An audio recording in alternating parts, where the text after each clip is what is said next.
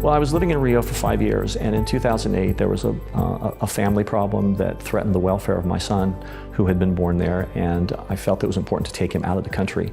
And so, with 4 suitcases and a 10-month-old in tow, I left the country and left the life behind that I had created and loved so much. So as you know, this summer, the Olympics were held in Rio, and I was very excited to watch because I wanted to see parts of the city. I wanted to see what the Brazilians had done, as this celebration. First time that the Olympics had ever been in South America. And before I could get to the competition, they did an interview with Michael Phelps. And basically the interview was about his fall from the top of his career and to a dark place in his life, and he ultimately checked himself into rehab as a result of some of the behaviors that he had engaged in. And while he was in rehab, his friend Ray Lewis, who plays for the Baltimore Ravens, sent him this book, or turned him on to this book called The Purpose-Driven Life. What on earth am I here for? And he started talking about this book, and he just came to life, and light just filled his body, and it just completely changed. And he had the same questions that I had. Why am I here? What is the purpose of life? Where do we go? What are we doing?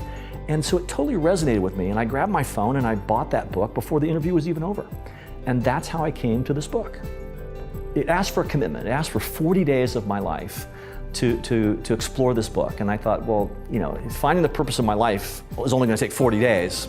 I'm all in. So I signed the covenant and I just dove right in. And I gotta tell you, no one has ever explained purpose and worship and why I need a church family and mission the way Pastor Rick did.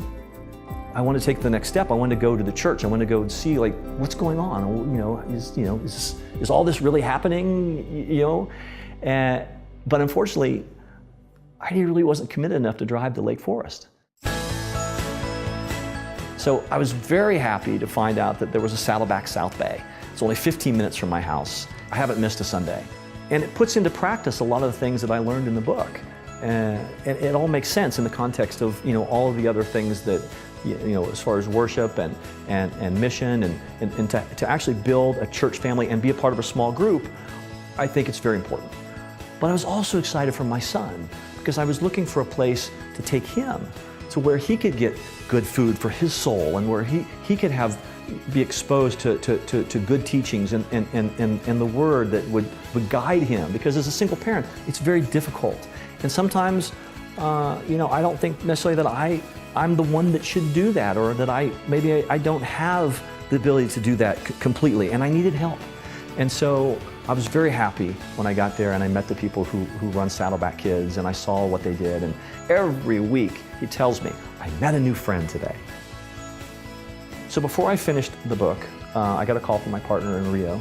And as I arrived in Rio, you come from the airport and you drive the red line and you come through the tunnel and you look up, and as you come in the city, you see the Cristo Redentor, which is the big statue. It's a 125-foot statue of Jesus Christ that overlooks the city of Rio. That had always been overlooking the city of Rio, and I was down there. You just take it for granted.